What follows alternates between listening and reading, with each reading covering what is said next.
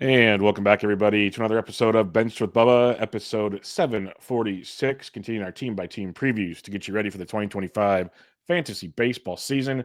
And we head to the desert to talk about the Arizona Diamondbacks. In order to talk about the D-backs, I got two of my favorite guys out here. I call them brothers from another mother because I mean it. These are some of the greatest ones here. I've known them for quite some time, had the privilege to meet them. You can find their works at Fantasy Pros, at Betting Pros.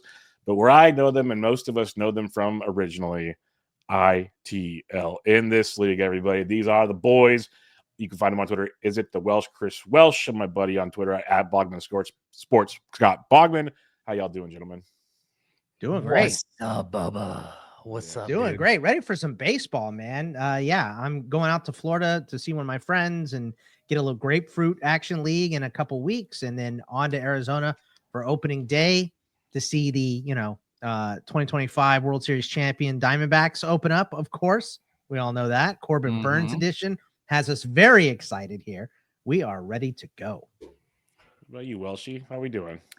Doing good, buddy. Just out on the backfields. I'm a little burnt. Every time I see the videos I do, look at this. Like, you can see that. Like, I got to wear this red shirt just to keep up. Yeah, like I'm just getting burnt on the backfields, just trying to, go and check out the boys, see what's going on all the Arizona side, and getting in these drafts, doing tout and, just getting to the dirty work, doing lots of content over on Fantasy Pros, of course, ITL, and missing that bald head right there. I got a lot of the bald heads in my life, but missing that bald head right there, Bubba. So Wolf Pack is back. The three best friends anyone could ever have.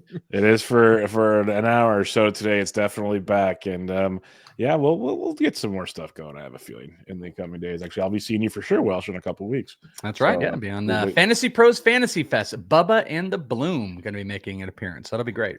Yeah, and if anybody lives under a rock and doesn't know ITL for some beyond bizarre reason, just go to their Patreon, folks. Support the boys because they deserve it. So check them out. They're like I said, they're the OGs that got this party started, especially in the Patreon world. Like you guys are like the first ones there. You're like the only fans of Patreon. It's pretty crazy.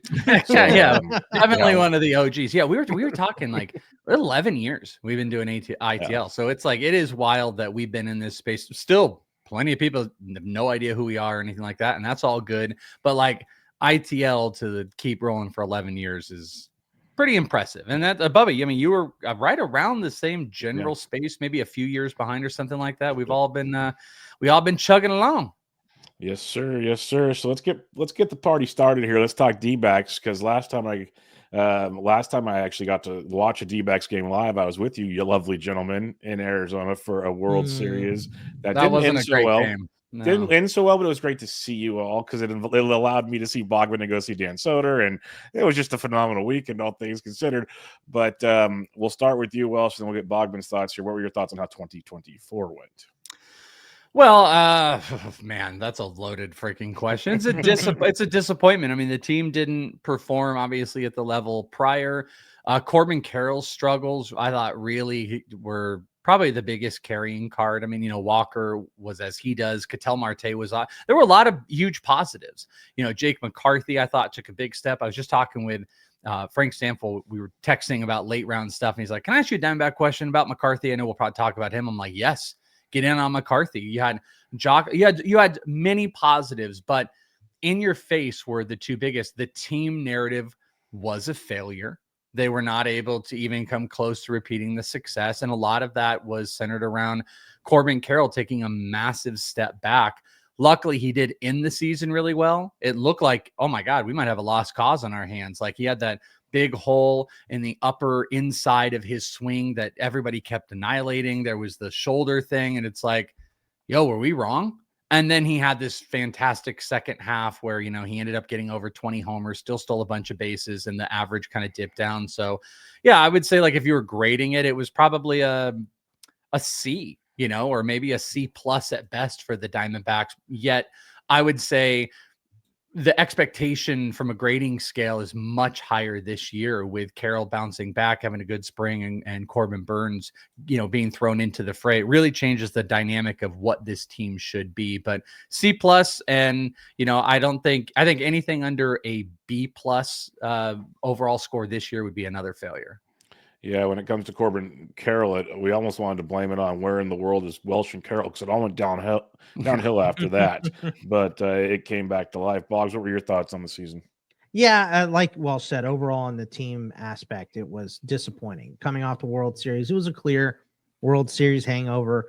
Bad, Gallen was probably overworked in 23, and you could see it in 24. Yeah. Corbin Carroll was awful for the first half. Eugenio Suarez almost got cut and then had a huge monster second half. I think the positives were, like Welsh said, McCarthy really kind of proved himself and solidified himself as part of the outfield.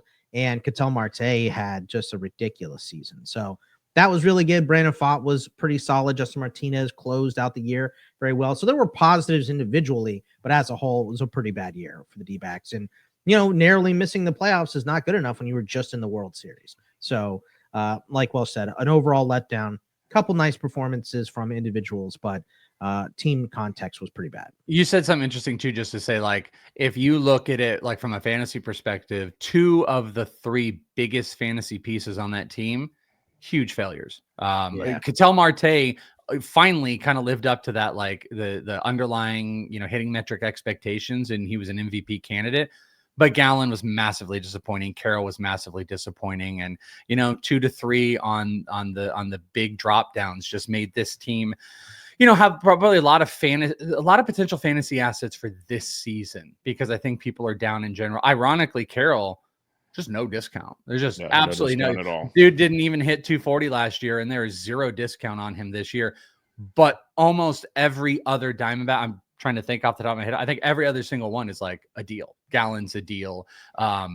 Josh Naylor looks like a deal. The outfielders look like a deal. Pavin Smith is a huge. We'll talk about all these guys, but outside of Carroll, every single one is a really good discount for you to buy in on this year, and hopefully some are going to pay off. I guess Marte's not either, but yeah, no, it's going to be interesting to see at the price tags how that all pays off. I'm with you there. I have shares we'll talk about shortly, a few of them, but I want to start with you, Boggs. We'll start Ketel Marte, because this is a guy you've gone to bat for in the past, especially on these previews where I'm kind of like torn on, the back history, this and that, and took another step forward last year, hit 292 with 36 bombs, still stole like 8 bags, which was great. But as Welsh was saying there, his ADP is 30. So in a 12-team league, it's round 3. On a 15, it's the round 2-3 turn. Where are we at on Ketel Marte this season? Because I still have trouble clicking the button at that price. Yeah, Ketel Marte is part of my strategy. If I'm picking high in the first round, one of those top 4 to 5 picks, my second round pick, I want Ketel because of the health of second base this year. I don't like a lot of what second base has to offer for us in fantasy, and I saw what Ketel Marte had. Now, with my type of luck that I have, he will definitely get hurt this year because I'm rostering him all over the place. But he had such a huge year last year. He's just so far and away the best second baseman that I am making him part of my strategy. And the numbers don't lie. Had an excellent season last year. Hit 292, 36 bombs, even threw in 7 swipes, almost went 100, 93 runs, 95 RBI.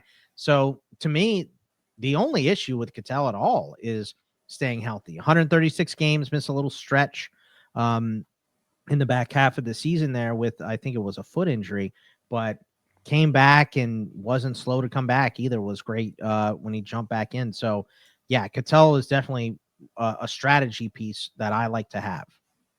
Anything else to add on Ketel, Welsh? Because Boggs has always been that guy. I'll never ever take that away from him.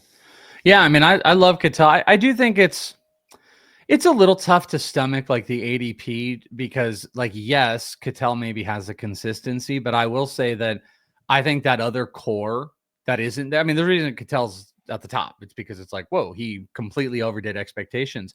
But all those other guys are decent deals. Like Altuve is not expensive. Albies is not expensive. I think if you're willing to take the risk, Marcus Semien might be one of the better deals at like near outside the top 75, and he's a 2020 guy. So like that makes it hard to stomach, but Ketel made some major strides. Boggs said he hit 292. He had an expected batting average that was higher. It was 294. That was one of the best in the league, top 4 percentile.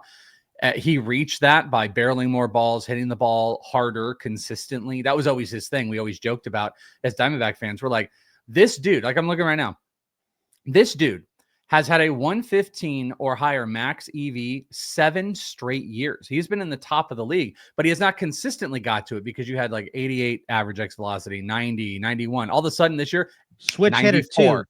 More power from the left side, which, you know, he's usually batting from the right. Well, and that's another interesting aspect to it too, is like he's going to lead off against lefties. He hit 340 against lefties this year. So he is going to be the primary leadoff guy there. He might also be against righties. They might move him around. So maybe that affects the RBI.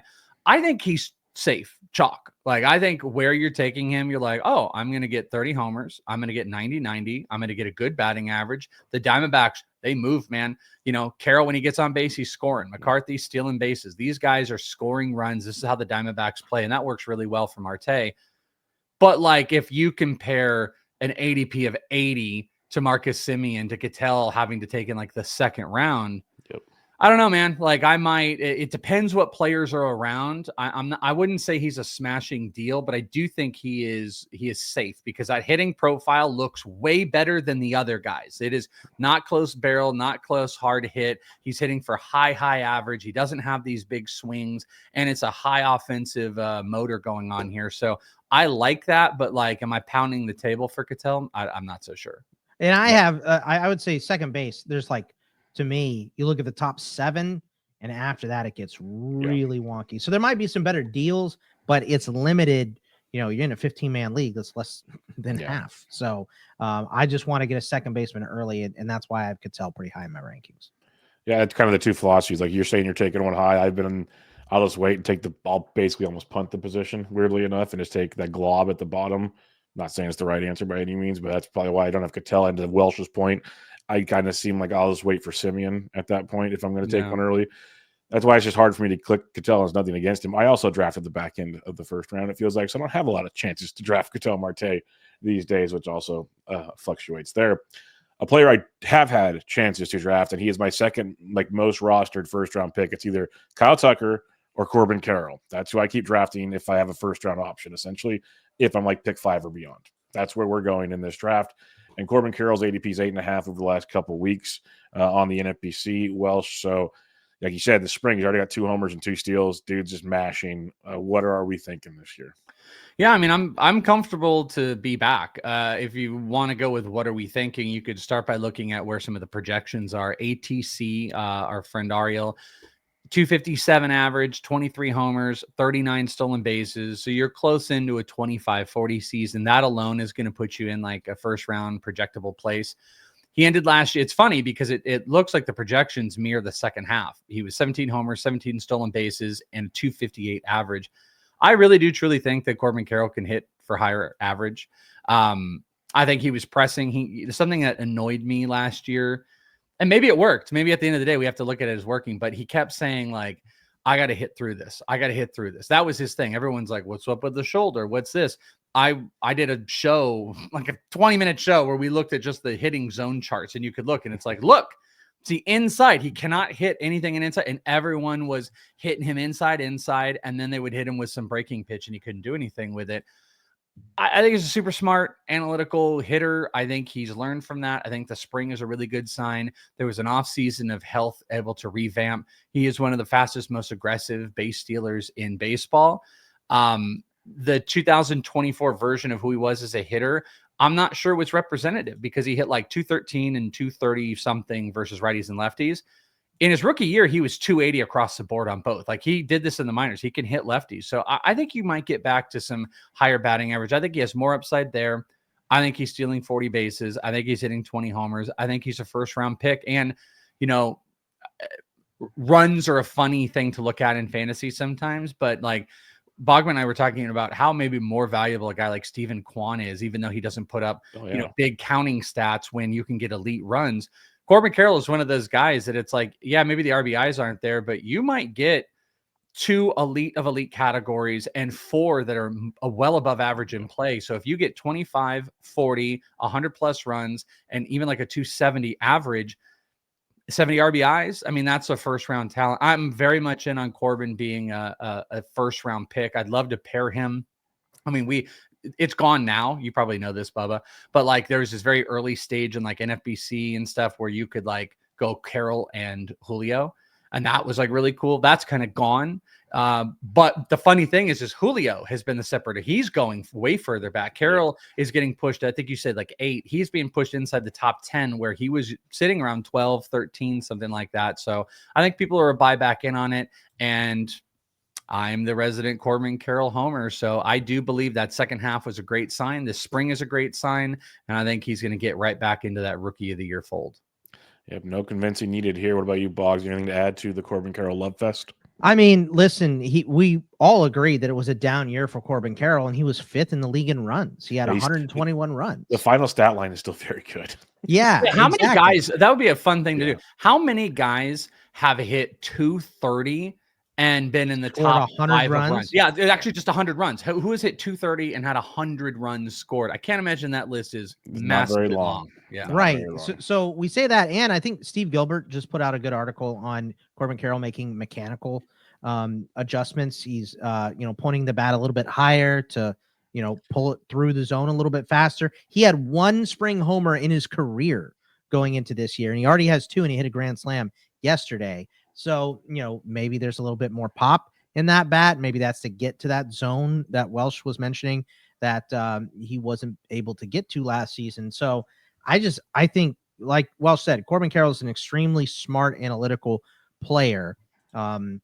He knows that he has to work through things, and he knows adjustments need to be made constantly, and he's going to work to do those and to get better. So, yeah, I have every confidence that he is going to be a first round player, regardless of where you get him. Like you guys said, it's getting closer to, right behind Tucker instead of at the end of the first or towards the back end.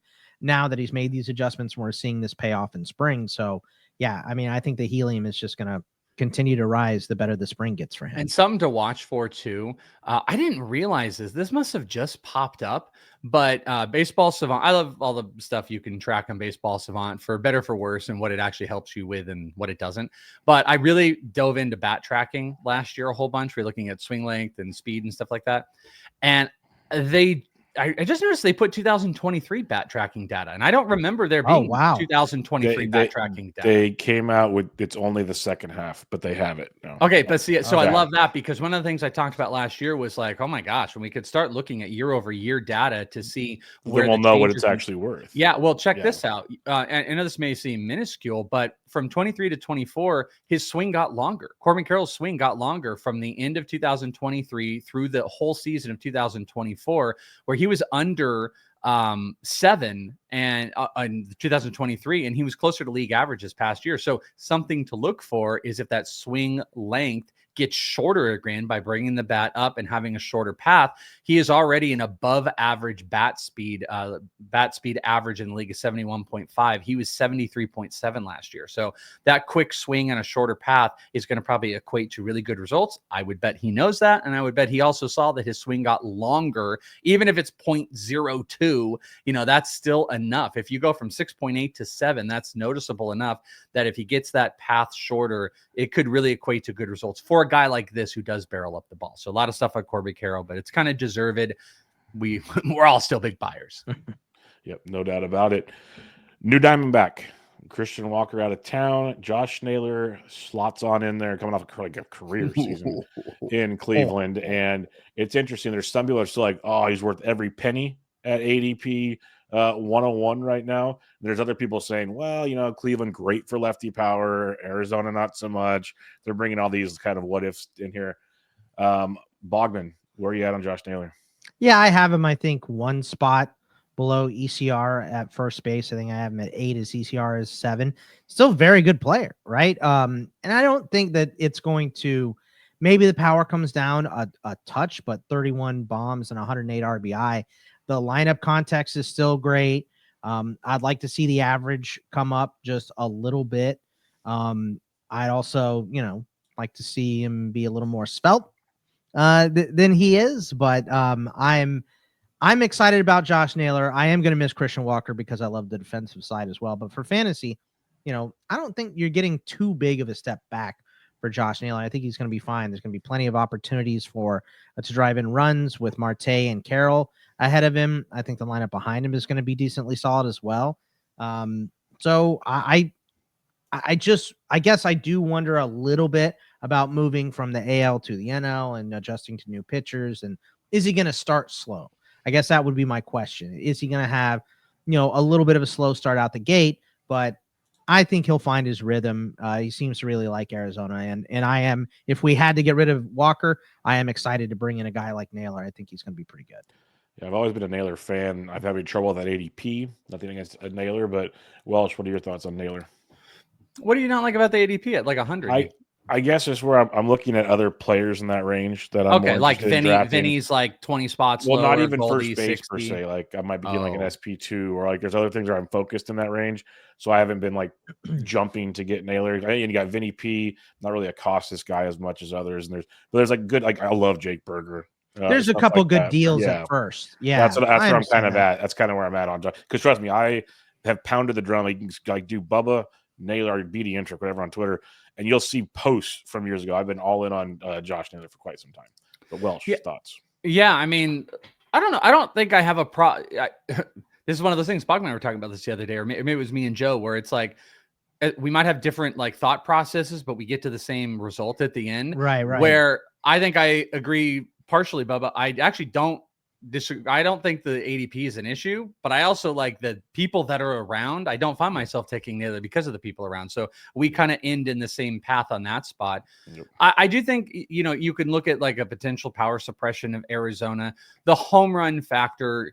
It's funny because if you do if you look at Baseball Savant and you look at the 3-year rolling, there's really not that much of a difference between Arizona and Cleveland. I think they're back-to-back in overall left-handed home run ballpark factor. Homers are a little bit in favor of Cleveland, but the 1 year when they opened up the wall and balls are traveling for lefties and stuff, so the ball is traveling more in Cleveland. But Arizona is still an overall top 10 ballpark factor for left-handed hitters.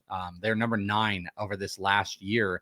And Naylor's an RBI machine on a team that is one of the most hyper-aggressive run-scoring teams. And what has been the best thing about Naylor over the last couple of years has been these monster RBI numbers. Yep. The guy has over 200 RBIs over the last 2 seasons combined. So does he taper back and hit? If he hits 25 homers and he's going to have 100 RBI and his batting average is going to sit around, the 260, 270, he's going to beat ADP. To your point, am I pounding the drum that you have to get Josh Naylor? Not necessarily, because I love Christian Walker. I have Christian Walker way higher in Houston now. I think he's a freaking monster. And to overdraft Naylor, it doesn't make sense when Costas is out there. And you don't like Costas that much. Vinny Pasquantino. I love Jake Berger and Paul Goldschmidt. Goldschmidt in New York. So that's what makes him a little bit tricky. Based on those players. But I think like as a draftable asset, I'm down with Naylor. Projections on ATC have him at 22 homers, 90 RBI, and hitting 263. He's also a low strikeout guy, which you love to see. I think he could beat a little bit of that. I wouldn't be surprised if he hit 270. I wouldn't be surprised if he has 25 homers and 100 RBI. So I think he beats his ADP expectations. It's just, there are some of these positions. Second base, we just talked about. There's some great deals. First base, unfortunately, there's some great deals around there. And if you give me at cost, I will take Christian Walker around before. Yeah. I'll eat the value on what Naylor cost me to take Christian Walker right now. So I like him, but agreed, there are some other players around his ADP that I'm targeting more. All right, those are the elite players on the team, I'd say. But we're still some very good players. And we'll start with Lourdes Gurriel Jr., who I actually got for $8 in a listener league auction last night. Pretty pumped on that. Batting average asset, but pretty just solid is what I'll say. Nothing crazy when it comes to Lourdes. His ADP right now is 232. We'll start kicking off with you, Welsh. Where are you at on Lourdes Gurriel? Yeah, the only thing that's keeping me back from being like, holy crap, this is just a really great ADP value. The team openly just like a day or two ago mentioned that they feel they need to get him more rest. They need him to rest more, that he wore down. You saw categorically, like he did come down year over year, close to the same at bats, 6 homers less. He hit for a higher batting average. It's minuscule, but the power downtick was noticeable, at least that he went under the, under the 20 marker. He was great against lefties. He struggled-ish against righties, only hitting 250 while hitting 331. The Diamondbacks found a system where they absolutely love playing the right side platoons. And it worked with Jock Peterson and Randall Grichuk. They got like a superstar out of those two players if you just put them together. Jock hit 280 with 22 homers against lefties, and Randall Grichuk was great. They brought Grichuk back. Pavin Smith is going to move into that Jock role. So quick shout out to when we talk about him. I love him.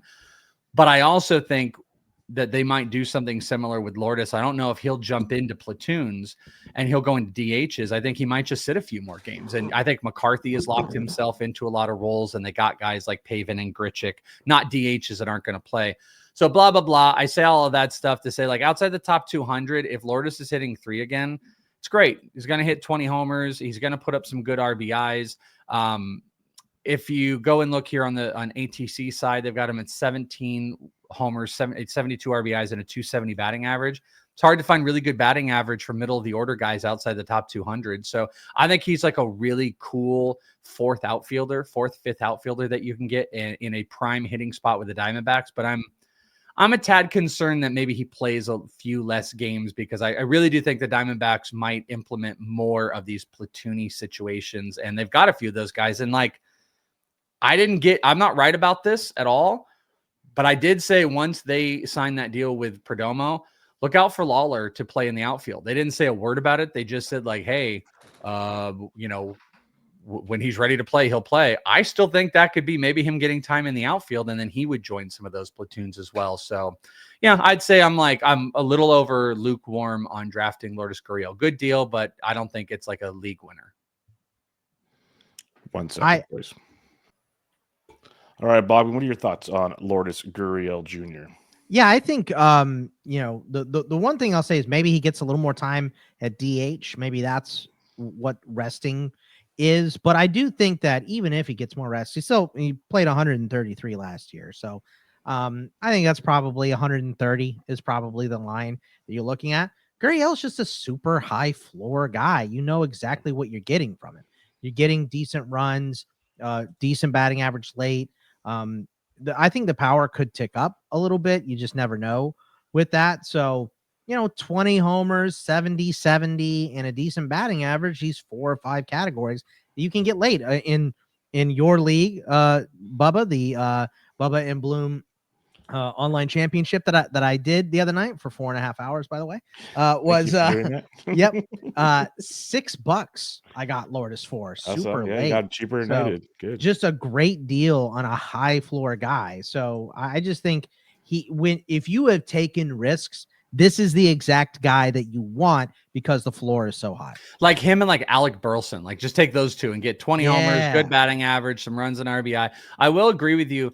The one interesting thing with their platoons is if they wanted, Lourdes could play the right side DH platoon and Grichuk can play in the outfield, where when you had Jock there, really like Jock was just DHing. You now have 2 platoon guys that can go into the field so they can move some stuff around. So I just don't want to see the games go down for Lourdes. I think that's the thing that's holding me back. He was at 513. If they're saying they need to rest him more, are we going under 500 at bats? That's what I wouldn't like to see, because it's like we already need maximized games, but like him and dudes like Alec Burleson, they're the same type of player. Like you said, you took some volatility, you took like James Wood, maybe took Jason Dominguez, and you have one other really great one. Take some safe guys at the end. Lourdes, Burleson, those are safer dudes.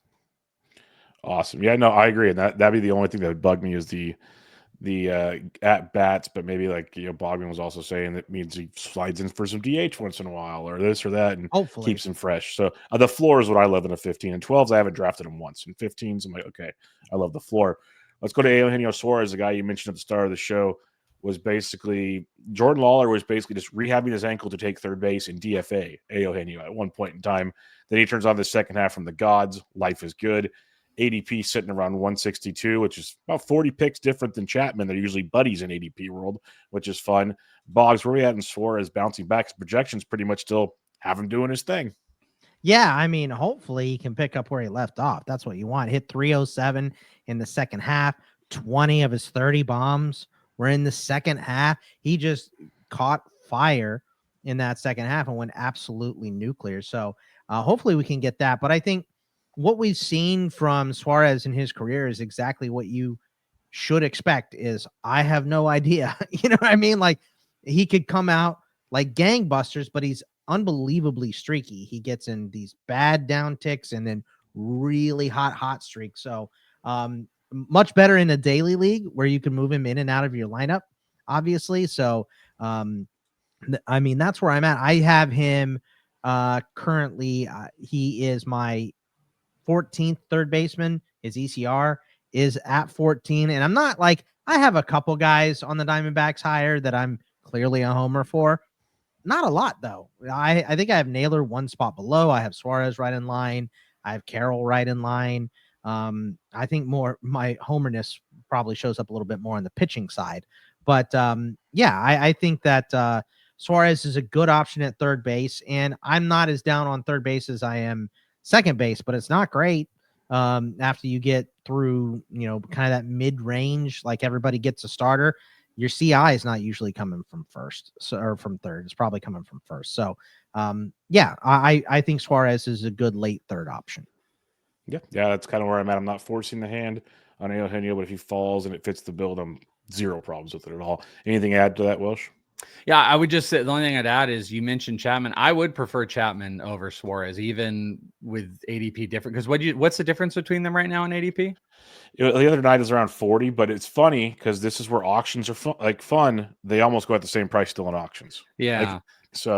I do feel like feel that. if Chapman goes, Suarez goes not too much further. I mean, 40 I have points. Chapman at 10. I'm way higher on Chapman. Yeah, like if it's like 40 points, I don't know, maybe. I'm just worried about Suarez's batting average the first half. What's the real story of him? You know what his if you look at his per month, it looks like Lawrence Butler. And what I mean by this is Lawrence Butler, the first 3 months, trash. And then what do we find out? He had this big hitting change. He changed his stance. He changed his approach. And then boom, it's like the same thing happened with Suarez. It's like garbage. You're going to get cut. And all of a sudden he's hitting 300 through the rest of the way. So what version is that? The ballpark holds a lot of extra stuff. I don't particularly love like 230 batting average players, even though I guess I mentioned Carroll. I guess a positive would be his expected batting average is close to 250 with 30 plus home run power in a really good right-handed ballpark to hit homers. So yeah, maybe he's actually probably more of a target than I'm giving him credit for, but I don't think I've drafted him once. I don't think I have any shares in mocks or anywhere I've had in Eugenio Suarez, but when you're chasing 30 plus homers post 150 in that general range, like you can't do much better. Yep, I'm with you. All right, you mentioned Jake McCarthy earlier. This has been a name that has been up in a lot of conversations. Like you either love him, you hate him. We've been waiting for the breakout. Some think it's going to happen.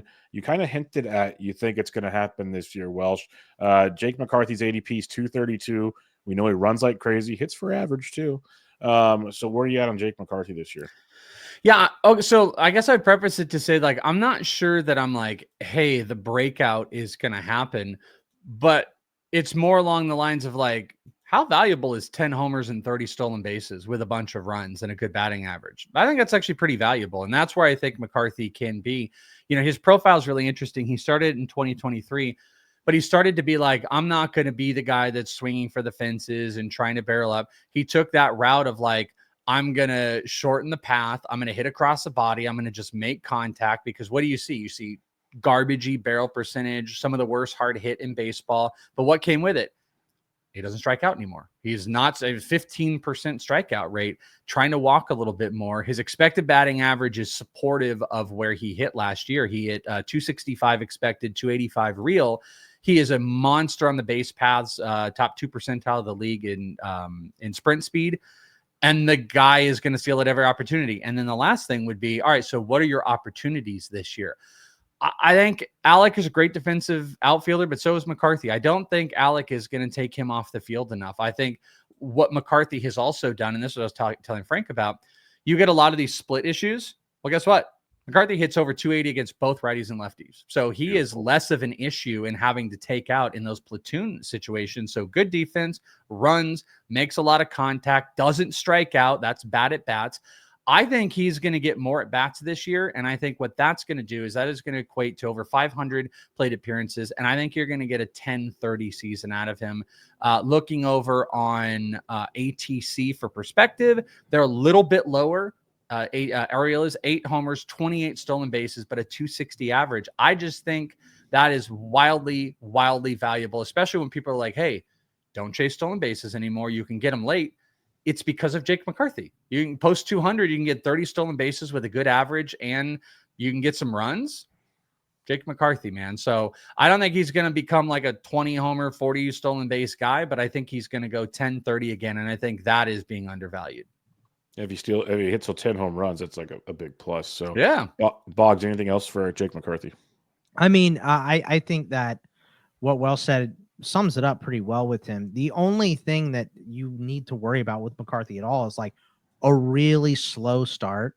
That's it. Like if he came out and just was really slow, the D-backs do have other options to play in the outfield. But like Welsh said, hit 280 against lefties and righties. He's unbelievable defensively. Like this guy, like Alec Thomas is absolutely a Gold Glove level guy. I think McCarthy is just beneath him. He made some unbelievable plays when he was getting used to center field last season. So he's not coming off the field for a defensive replacement at all, even for one of the best. Now, Alec Thomas, because Alec Thomas couldn't hit his weight and he's skinny. So, I think that's the only worry I have about McCarthy at all would be a slow start. And he finished off the season so well last year. I don't see that happening. So I'm with Welsh. I do have him a little bit lower than Welsh does, but it doesn't mean I won't take him. So if you're looking for stolen bases late as like your fourth outfielder, this is a great option. Yeah, that's where I'm at. Like I was not really in on him at first, but that's why we are degenerates and draft as much as we do. You guys do your mock drafts pretty much weekly. You start to see how it fills out pretty nicely.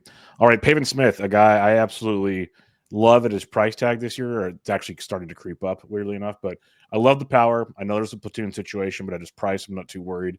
I was really excited before Josh Naylor showed up, thinking, okay, this is going to be really cool. But when Pavin Smith, you have an ADP right now of 352, so it's not costing you much at all. Bogman, am I just crazy for this, or should we be excited for Pavin Smith? No, you should be excited. Heavy side of the platoon, right? Versus he's going to hit versus righties because he's a lefty. And I mean, I think he can get some time at first base, especially if Josh Naylor isn't playing well at first base. They could just stick Josh Naylor at DH on some of those days and have Pavin play. Sounds like maybe Gurriel is going to get some time at the DH spot as well. So I think those are things to worry about a little bit. D-backs brought back Randall Grichuk also to hit against lefties. So Pavin's probably not going to play those days. So there is a cap to his playing time, most likely, unless there's an injury in the outfield and they need him to play there. But this dude can play, from DH to first to, both corners of the outfield as well. So I think he's going to see a decent amount of time. And yeah, he finished off the year pretty solid last year. The playing time is really the only worry I have about Pavin because I think he's finally starting to kind of make the right moves. He was on this roster when we lost 110 games a few years back out of necessity. There's just nobody else there. He was not ready for the bigs at that point, but none of them were. That's why they lost 110 games. So I think we have, not the greatest track record, but it was him being thrown into the fire a little bit too early in his career. I think he's finally settled in, and I think this is the year he can make a name for himself if he's given the opportunity. No doubt. Any extra Pavin Smith love or thoughts, Welsh? Yeah, I mean, I'm really adamant. I gotta be honest with you. I was trying to find. I did this episode, and I wanted to find. I put these notes. When you put notes in like a wrong place, and you're like, "I'm a stupid idiot." Oh, maybe I found it because, like, I think underlying there's so many great things. Unless I can't find it, unless it's here. Oh, wait, no, I found it. Okay, beautiful. So first off, like the main thing that uncovered with him is Pavin's underlying stats close to identical to Jock as far as a platoon only player. So here are some stuff I got for you. Expected batting average, X slug, and barrel were all top 10% of the league when you get him into qualifications, when you get him there. Chase rate was one of the lowest in the league, and a 44% hard hit rate, which was a career high. They used him like Jock last year. 117 of his 137 at bats were against righties. Against righties, he hit 282, and his primary spot at the time was 5, which would line him up just like Jock. And then this is the other fun one I found. There were 125 players with an 85% or higher contact rate with at least 150 plate appearances. Now, There were only 8 players who had an 85% contact rate, a 10% barrel, and a 100 plus 50 percentile EV. So what that means is the better side of 50% of your exit velocities average 100. So I think everybody can kind of follow that. So great EV, 10% barrels, a big key marker, and 85% zone contact rate. Those are huge. Names you would expect: Kyle Tucker, Jordan Alvarez, Corey Seager, Pete Alonso, Jackson Merrill, Ketel Marte. Those are 6 of the 8. Woo. The other 2, Randall Grichuk on the right side of the platoon, here's your DHs. and Pavin Smith, of course, because I did this whole thing. So 3 Yeah, well, you better have Pavin Smith in that list. Yeah, exactly. But Pavin Smith, 85% contact rate, 10% barrel, and 150 or 100 plus on his 50% EV. He is literally the makings of what they got out of Jock there, and they're going to put him in that role. And I think that's going to allow him to succeed. So as an absolutely free 99 player, yep. I'm more interested in platoon players in fantasy than I've ever been before. Kerry Carpenter's a platoon player. I'm in. Jock Peterson. Give me Jock Peterson in Texas. I just took him in tout. And you know what? In big draft and holds or 15-team leagues, Pavin Smith is absolutely on the board for that platoon. And if you're playing in head-to-head, you can swap out. Like weekly leagues, it's a little bit tougher. But in head-to-head daily change leagues and stuff like that, I mean, I'm laid it out, and they're going to use him like that. And I think he's going to find some. He's not going to be a top 100 player or anything like that. But like, don't be shocked when he puts up a Jock-like season.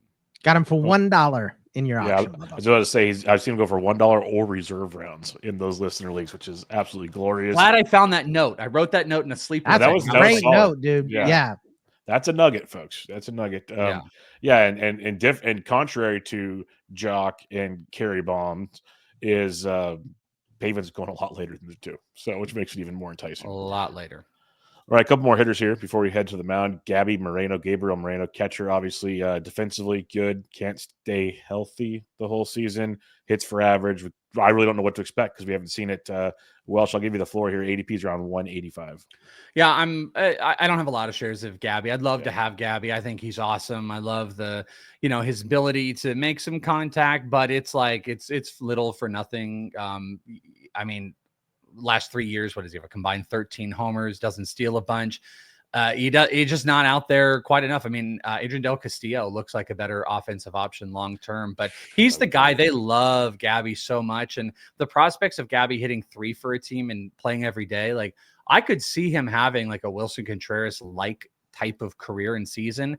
But he's just not there. You know, it's below average, like barrels and hard hits. He doesn't strike. He's a better points league player or even maybe an OBP player. But I'm very much team late catcher. So I guess I could see myself with a scenario of like having him, but I don't. I've never drafted Gabby, and there's not really a Diamondback I'm super interested in drafting. Love him personally, though. Want him on your team, but he's not a great fantasy asset. Yeah, no Gabby for me. Better real life than fantasy for me. Anything else, Boggs? Nah, just no power. And it really hurts. The 5 homers, 5 to 8, somewhere in that range. And the health, there's just too many questions. So, like Welsh said, love him as a player. Glad that he's on my team. Handles the pitching staff incredibly well. Just not healthy enough, not enough power to produce for you in fantasy. Speaking of no power, Geraldo Perdomo, great glove, gold glove. Not much else really fantasy relevant. So this might be a quickie. I'll let you figure it out. But Boggs, any thoughts on Geraldo Perdomo? If you need a guy to bunt, he's your guy. So, you said everything that needs to be said about Perdomo. Maybe the bat comes out of nowhere. Maybe he gets it fixed or something, but it ain't there yet. So let me see it before it happens. This is Nick Ahmed with a little bit better of a bat. Oof. Welsh, I do want to ask you about Adrian Del Castillo, who you mentioned a second ago. I have been taking him late because I absolutely love that hit tool. And I've been reading stuff saying they want to get him in the lineup, but I don't know where that fits because they say DH, they say first base, but then they keep bringing guys in. It makes, like, we've talked about the DH situation already. So, do you have any idea of what they want to do with Adrian or what they will do with Adrian this year? No, I mean, I think this is the classic. You're going to talk up this young player that they love, and the whole season will be like, man, we got to find ways to get him in the lineup. But how can you? Again, you just talked about why Pavin's in there. You've got a guy like Lourdes you want out of the outfield who could go to DH. You got Grichuk, who's designed for that platoon. If Lawler were to get on the team, you have to get him at bats. I think Del Castillo is a guy that he gets in twice a week. He's a head-to-head or I mean, I get in like a draft and hold when you have like 4 catchers or something like that and you're interchanging. It's great to have him. If Gabby goes down, Adriel Del Castillo's potential offensive upside is big. 11% barrel rate last year, big home run potential. But he's already got some injury stuff in camp, so he's not much more than a draft and hold player for me. All right, let's head to the bump here. Bogman said it early on. It's going to be the Corbin Burnes era in Arizona. Signs a team-friendly deal, I would say, to go home to be with his family. So a lot of interesting nuggets there. So Bogman, we'll kick it off with you. Where do you sit on a guy like Corbin Burnes with an ADP of 33? Yeah, I mean, I think maybe that is a touch high. I have him at 37. But I'm super excited to see him in Arizona. Wanted to be here. I believe his phone call to Torey Lovullo was, y'all want to win an S-load of games because we're about to, so I like that Ricky Bobby type of energy from Corbin Burnes. I'm loving it. And, a guy that's going to strike out close to 200 or right around there. 15 wins last season. The team context is still very good in Arizona. So, yeah, I mean, I'm just super excited to have this guy. I think you can expect the ERA to bump up a little bit, right? Last year, his ERA was 2.92. His Sierra was 3.75.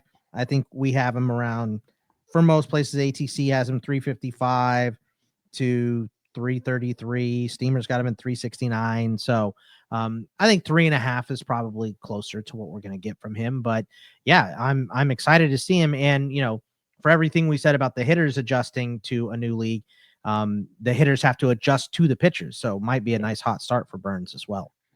Yeah, Burnes, like you mentioned, the ratios, the strikeouts continue to drop. It's like if the strikeouts come back, it's everyone's saying it. Then this is a phenomenal price tag. So that's just kind of, you said you had him 37th, so you have him down a little bit. I have him down a little bit. Welsh, where do you sit on Corbin Burnes? Yeah, I mean, I loved the signing. I love Burnes. This would probably chalk under one of those things we talk about where, like, I just don't tend to draft him. I'd love to have him. I wish he was cheaper. I just did an episode on Fantasy Pros pitching guide with Eno, and we were talking about Corbin Burnes. He has Corbin Burnes at 5. I've got him in that general range. I think, from a positivity standpoint, he had an uptick in his cutter. His cutter came back. He added a mile per hour back onto it from the previous season, which is, I think, just a huge plus for him. The thing that carries over is he had a phenomenal first half, bad-ish second half. It was under 3 ERA in the first half. It was a 3, close to a Sierra in the second half. So, like, did he wear down? Blah, blah, blah. I also love that he's a workhorse. He's got 3 straight seasons of like 190 plus. And I think that's more valuable than it's ever been before with innings. I think some guys you can literally look and it's like, if I get 180 out of them, and even if they have a 8K per 9 or something like that, it's like, whatever, I'm getting my innings out of him. That's the extra plus. But back to the problem, I rank Garrett Crochet higher than him or than the consensus. So, like, where Corbin Burnes is, Crochet's there, and I take Crochet. And then I have a tier difference between Crochet and Burnes. So if Crochet were to go, I'm not like, well, let me go get Burnes. It's like, no, I think Crochet could lead the league in strikeouts, and he's expected ERA was under 3. So I really want him. So I just don't find myself drafting Burnes. I think he's going to succeed. I think he's going to have a low 3 ERA. He's going to pick up wins, tons of run support. Maybe he's got 15, 16 wins, to be honest with you, with a better bullpen. It's always the Diamondbacks' stupid issue. Justin Martinez, AJ Puck, maybe they bring someone else in, but I just, I need more of a discount. So if he's going in the 3rd round, I'm probably not going to have him. 4th round, I would be very, very tempted to swoop up Corbin Burnes. 100% agree with all of that analysis. Let's go to Zach Gallen. It used to be the ace of the staff. Obviously, that's Burnes' role now. We saw 148 innings last year, kind of battled some injuries throughout the season. Overall numbers still look very strong. ADP is 124. Welsh. Are we still thinking Gallen is the dude that he's always been? Yeah, well, even if he's not at 124, I'm gonna take a shot that he maybe can be. So I think he's I think he's one of the best deals. Like, Homer got him for $9 last night. That's stupid. That's stupid. I got him as I took him as my 3rd starting pitcher in the tout draft and hold league, and that is paired with Crochet and Jacob deGrom. So, but because I took Meredith DeGrom, Crochet. but because I took DeGrom, it's like Gallen is a guy that I want innings. I know he didn't get it last year, but it's also coming off of this just monstrous, like 210 in the regular season, and then he goes in and then the postseason. So I think getting in the 180 range is completely doable. ATC projects him at 179.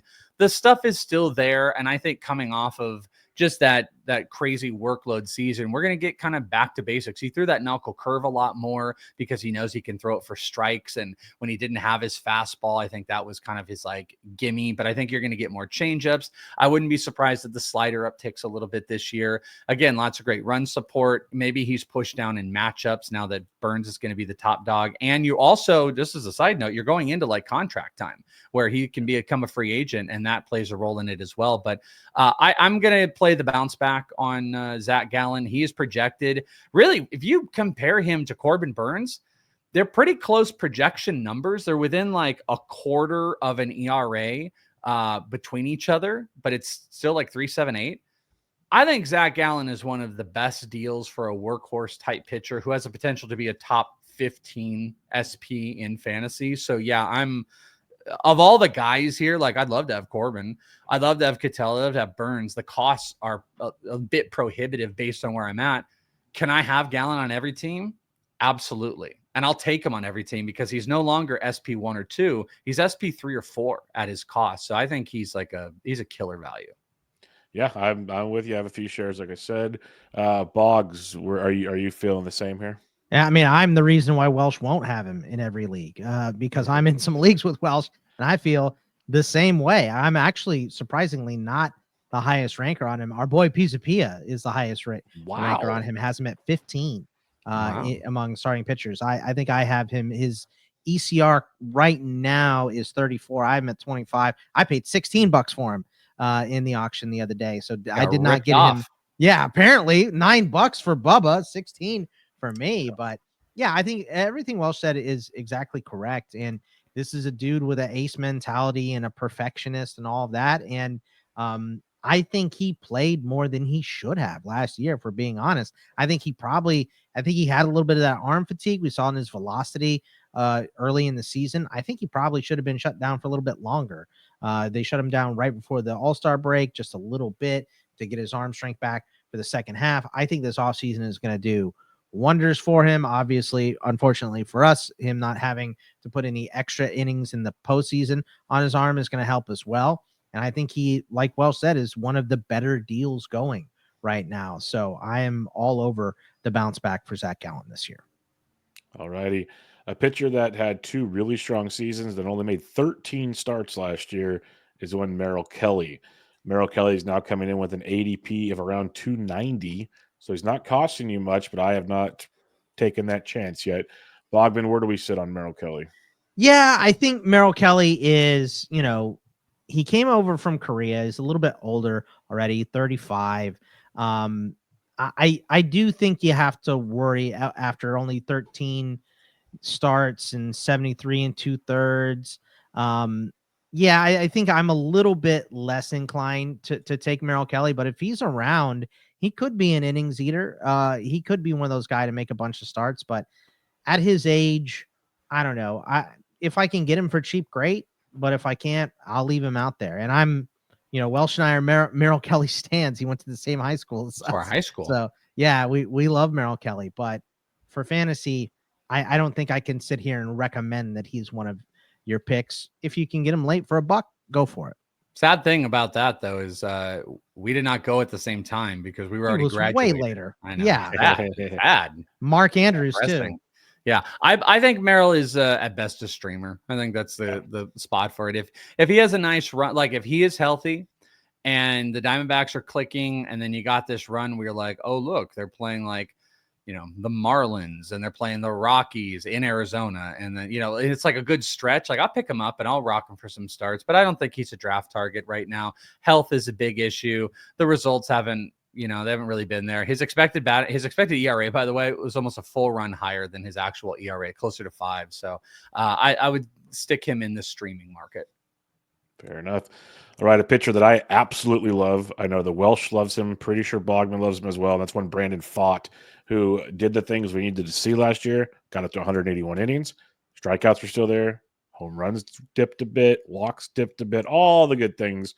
And now you got to pay a price tag of 182, which is not bad at all, I think. Welsh, are we all in on Fott this season? Yeah, for better or for worse, this is one definitely I get picked on about, but I'm still in favor of Brandon Fott. 4.7 ERA last year, 3.78 expected, so about a full run lower expected ERA. His K percentage was up 2%, 24, with his walks around 5, so you're closing in on almost 20 plus K minus walk percentage, which is good. Fastball sinker, different in really great ways. Sinker raised his ground ball rate to 42%, which was a 10% rise. Sweeper, 35% K percentage. That sweeper had a 143 stuff plus. All other pitches were just below average, but 8th best graded slider in all of baseball, according to Stuff Plus.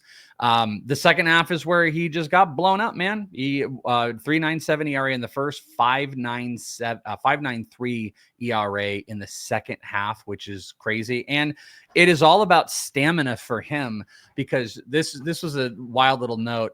He had you can look like ERAs per innings and stuff. And obviously, like as guys go, it's going to go up. Like you have a 1 ERA in the first inning, a 3 in the second, blah, blah, blah.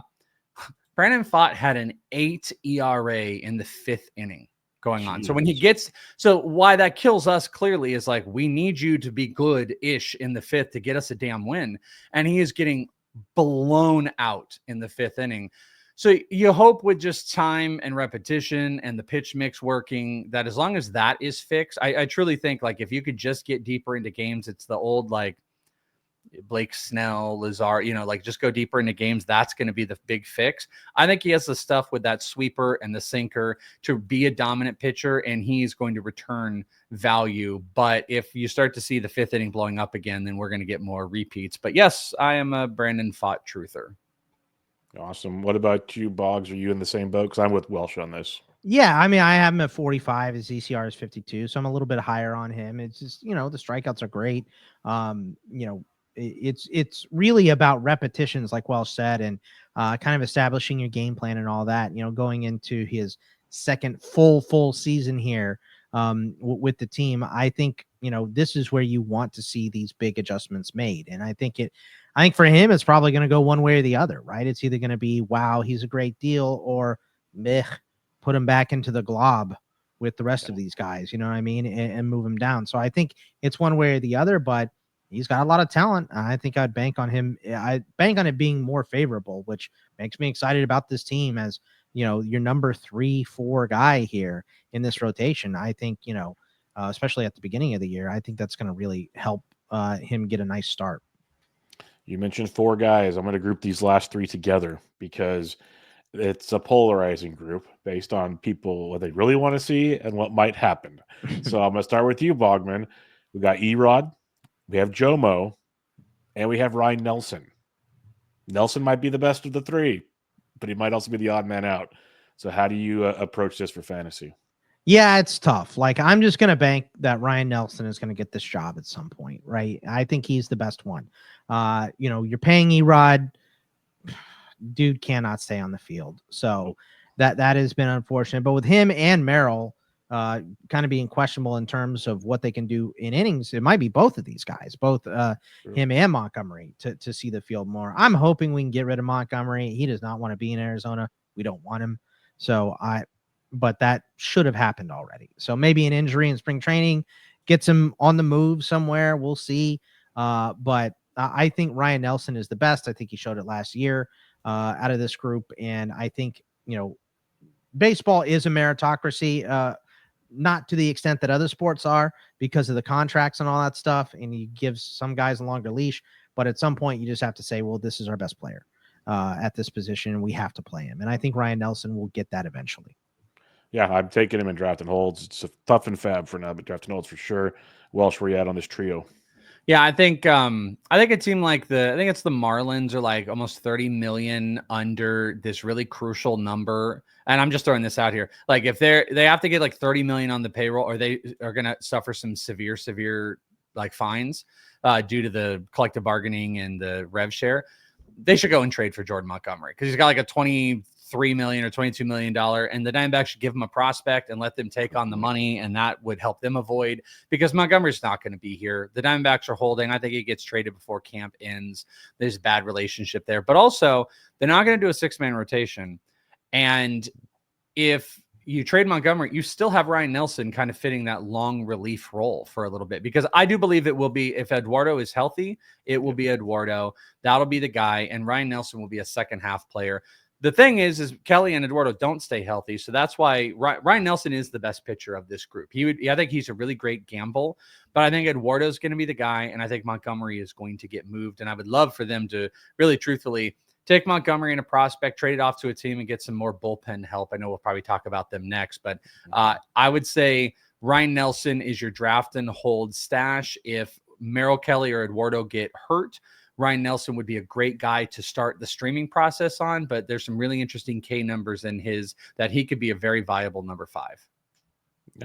Yeah. I think Nelson, I'm with you. Pretty much everything you said. I'm not going to go too much farther there, but I love Nelson and the upside he brings to the table, especially in the strikeout department.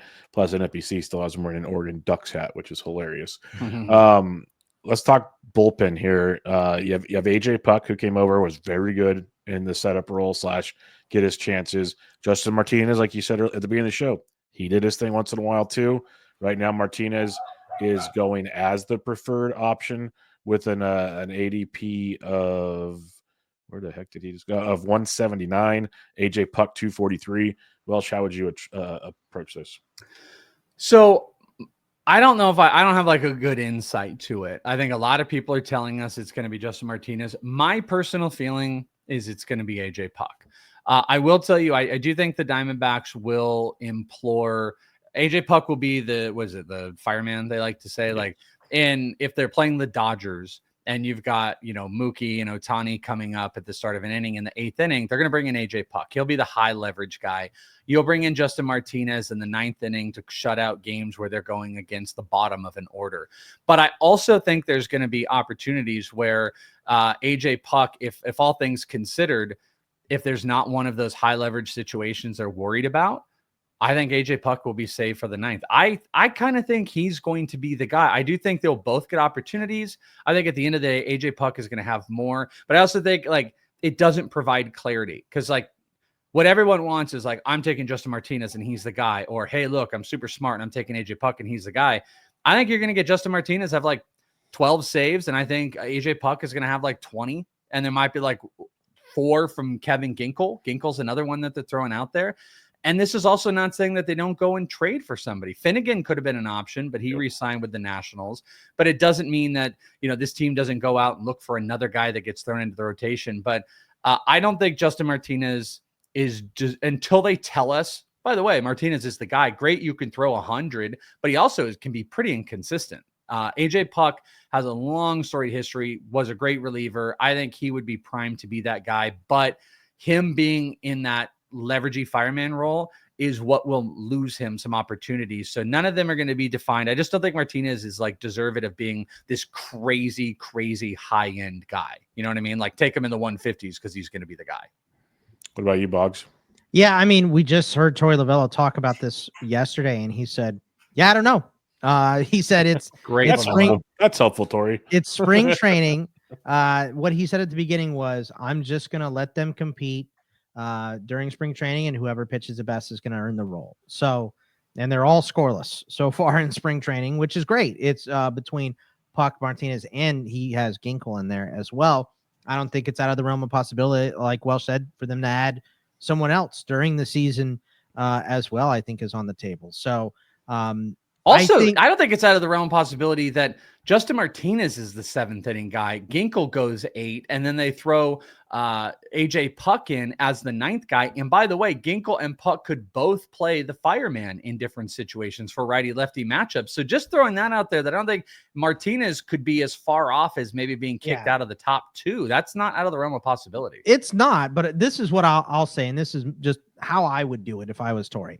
I would say we saw Martinez close last year, and he was great at it. So let's just leave him there.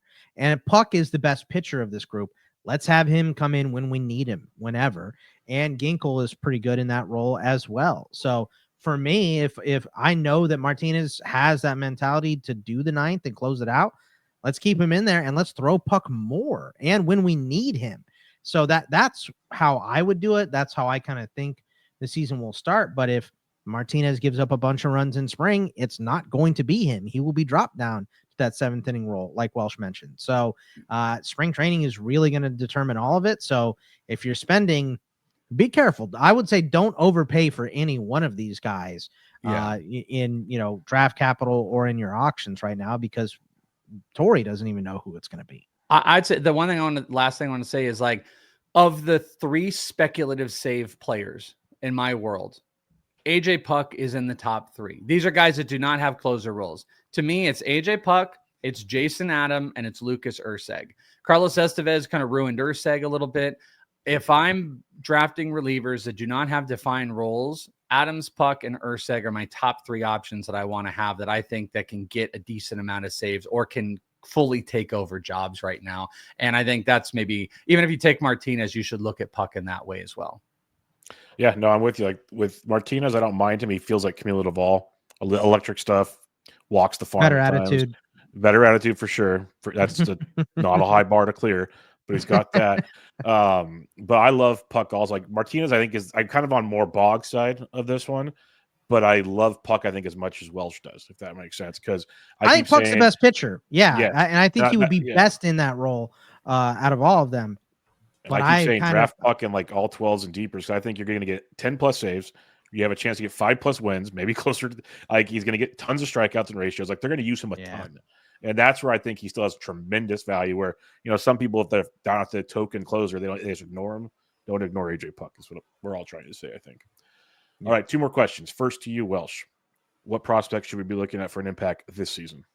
Oh, I knew you were going to ask that. So, Jordan Lawler doesn't count. He's not technically a prospect. He debuted in 2023, but Lawler's going to be there. I just want to throw that back out. I still am going to hold firm that I think they could go the Jackson Merrill route, and you could see him play in the outfield, and that could be part of that whole situation. But, it's kind of fluid. So if you're talking about like actual prospects that we could see this year, there's an outside chance, just throwing this out here, Ryan Waldschmidt, who they drafted, college bat.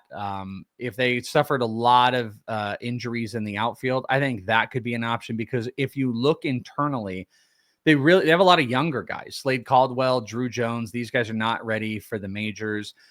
Gino Grover is another guy who could get, if there's major injuries, but he's an infielder. So really the closest outfielder of impact that's not like a quad A type of player, I think would be a guy like Ryan Waldschmidt, and he could be an option.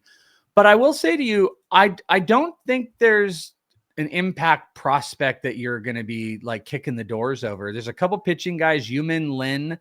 If he were to get some spot starts, he can go deep. I watched him do a rookie ball game where he had a complete game. You don't ever see that. He went 8 innings. He just threw the whole thing. Pretty dynamic breaking pitches. I think he's a guy that is like kind of, getting closer to the fray as far as coming up. But again, like, he's kind of the only pitching prospect. The last one would be if you have corner infield issues between Gino Grover, who was part of the Diamondbacks analytical drafting. He's kind of positionless, but he can play second or third or first. But Ivan Melendez, he would be the Hispanic Titanic, as they called him at Texas. I think that would be for the bat. Hook him. Yeah, that's the nickname in Texas. Titanic, baby. Let's go. That's amazing. It is. I would say, like, I don't think he's defensively ready, but the guy's 25 years old. He can hit 30 homers. I would look out for him. It just, again, the Diamondbacks' problem is they've got a whole bunch of guys that are not quite major league ready. They brought a few of them up, like Christian Mania was one of them, Yilber Diaz. Oh, one other one, maybe I Dylan love Ray. Yilber, man. I wish they'd use him more. Yeah, I know. Yilber would be another guy. Dylan Ray was in the AFL. That's another guy that you could see in some spot starts. But Diamondbacks would not be the team I'm looking for impact prospects from. Gotcha. You got, by the way, Welsh, just when you're at the D-backs, ask him how to say his name, because they say Gilbert on the broadcast, but I don't know if that's right. Yeah, Gilbert Diaz. So I would never have guessed that. I would never. Me neither. It's Y. So I know Spanish. I know it's probably not Spanish. He's from a different Latin country, but Yeah, that's would never have thought of that. Yeah, you are right about that. I think it's like Gilbert.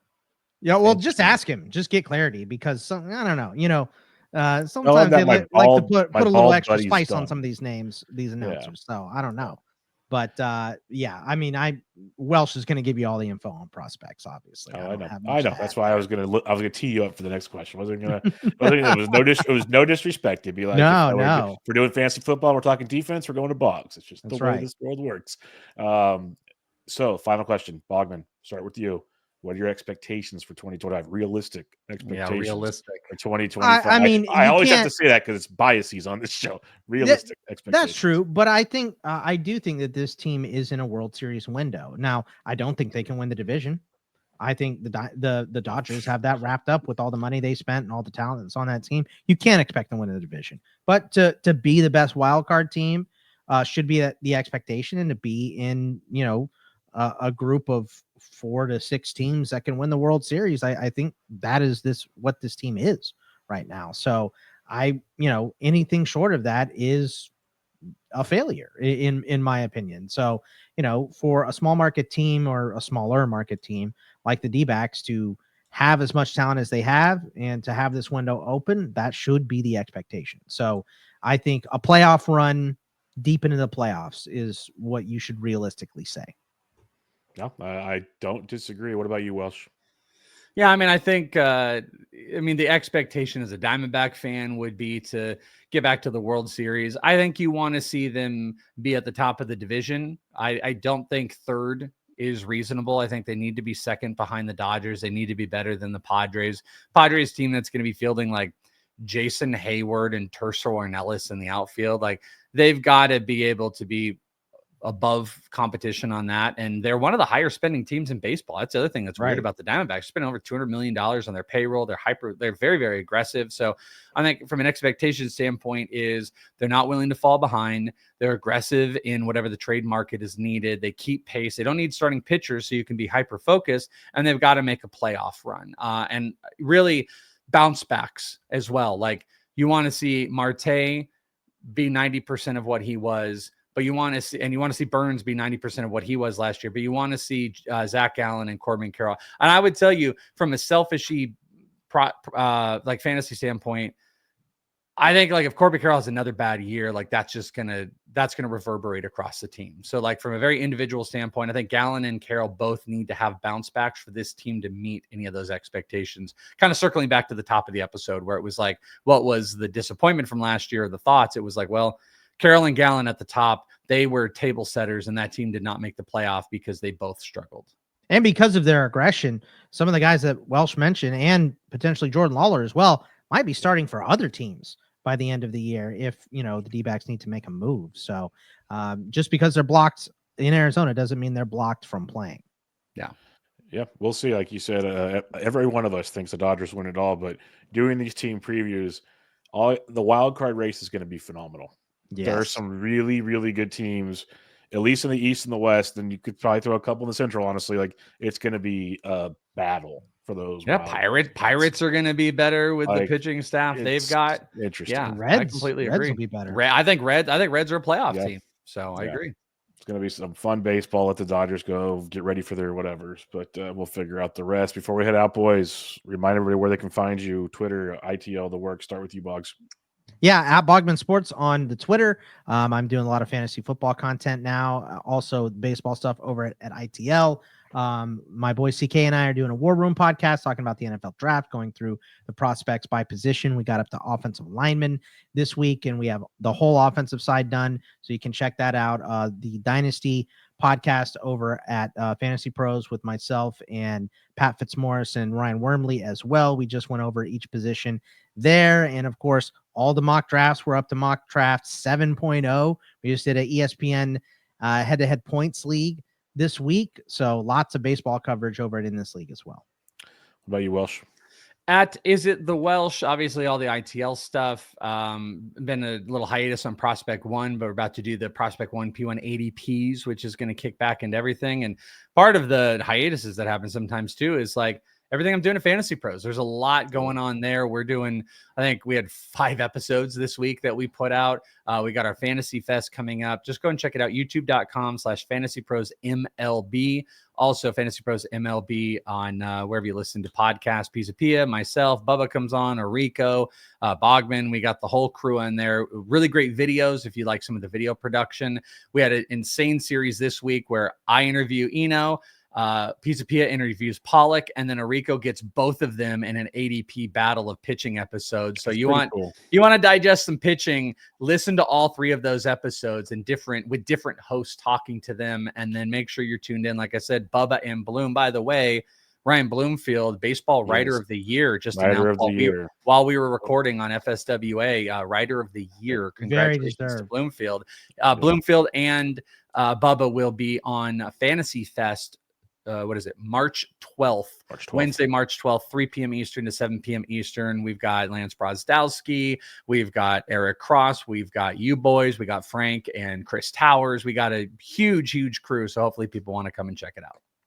Yep. Always follow these guys. If for some weird reason you're not, but some of the best out there, best dudes, best content, you name it, they got it. Is it the Welsh? Bogman Sports, ITL. Love you guys. Thanks for joining me as always. Love you, you can find me on Twitter at BDentric. This was Bench with Bubba, episode 746. Catch you on next time. Peace.